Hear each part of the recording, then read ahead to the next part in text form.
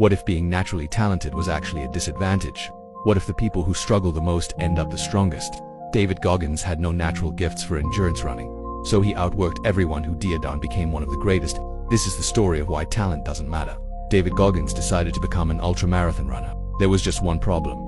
He was terrible at running. No natural talent, no runner's build, no genetic advantages. While elite endurance athletes had been training since childhood, David was a 190-pound muscular seal who'd barely run more than a few miles at a time. His body wasn't designed for 100-mile races. His lungs weren't built for thin mountain air. By every measurable standard, he had no business competing at the elite level.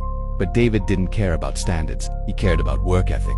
While naturally gifted runners trained smart, balancing rest, recovery, and periodization, David trained like a machine. He ran twice a day. He trained through injuries. He pushed his body past what coaches recommended. People told him he was overtraining, risking burnout, destroying his body. They were right, but they didn't understand his philosophy.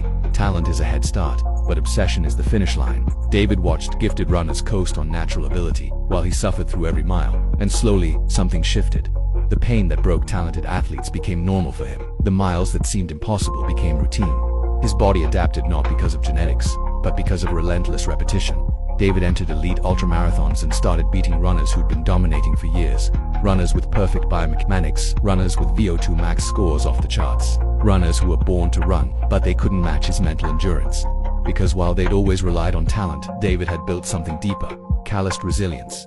When the race got brutal, when everyone was suffering, the talented runners had no reference for that level of pain. But David, he lived it. Suffering was his home field advantage. And in the final miles, when talent failed and only willpower remained, David won. Not because he was gifted, because he refused to quit.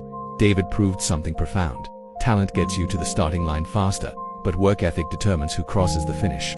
Genetics give you a ceiling, but most people never come close to touching it. The gap between average and elite, that's not talent, that's work. David became one of the most respected endurance athletes in the world, not because he was naturally gifted, but because he was unnaturally obsessed, and that obsession compounded. While talent fades, work ethic builds. And in the long game, the worker always outlasts the prodigy. The principle David lived by was, effort compounds beyond talent. He saw it everywhere.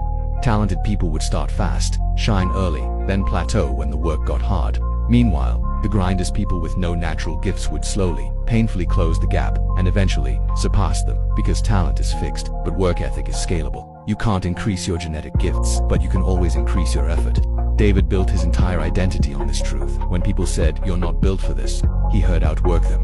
When people said, "You'll never be elite," he heard, "Prove them wrong through volume." Talent is a shortcut. Work ethic is a guarantee. And David chose the guarantee every time.